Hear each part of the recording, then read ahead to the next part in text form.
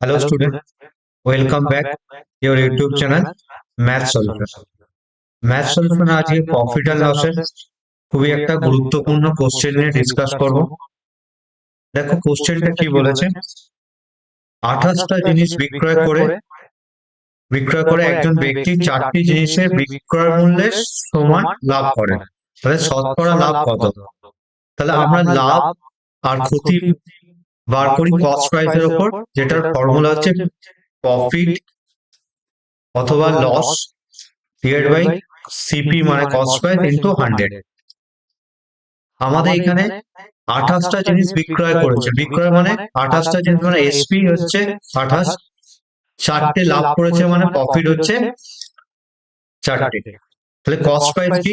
Cost price হচ্ছে equal to হচ্ছে selling price minus profit. তাহলে সেলিং প্রাইস কত? 28 মাইনাস 4, তাহলে 28 থেকে 4 বাদ দিলে কত হচ্ছে?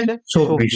তাহলে কস্ট হচ্ছে 24 আর প্রফিট তাহলে কত? প্রফিট হচ্ছে 4। তাহলে প্রফিট পার্সেন্টেজ, তাহলে প্রফিট ডিভাইড বাই সিপি হচ্ছে 24 ইনটু 100। 4 কে কাটলে হচ্ছে 6 দিয়ে, আর 6 কে ভাঙলে কত হবে? 16 পূর্ণ 4 এর 6, এটা কাটলে হবে 2 এর 3, তাহলে 16 পূর্ণ 2 এর 3 আমাদের অ্যান্সার।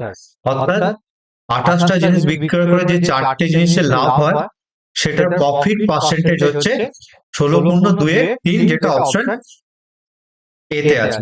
যদি অঙ্কটা বুঝে গিয়ে থাকো তাহলে এই অঙ্কটা করে কমেন্ট সেকশনে অ্যান্সার দিও। অঙ্কটা কি বলেছে?